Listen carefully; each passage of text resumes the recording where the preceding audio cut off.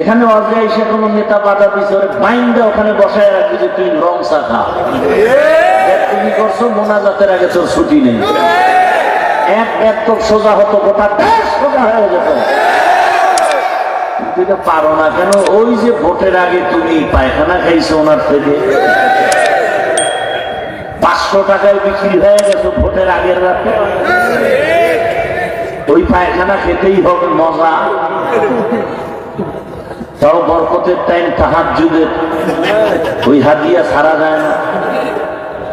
তবে এগুলো যারা খাইবাই, তোমাদের কাছে আমার একটা আবদার, তোমরা বাথরুমে গিয়ে 10 গ্রাম পায়খানা খাইবে,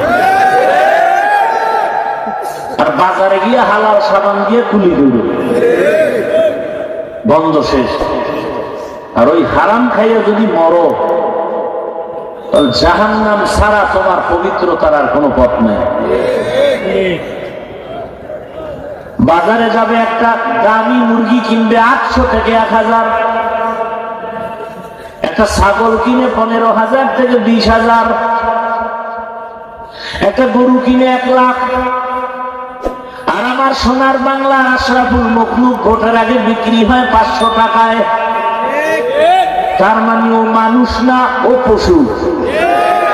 না না, ও পশু না, পশুর চেয়েও খারাপ, কুত্তার চেয়েও খারাপ, শুয়ারের চেয়েও খারাপ।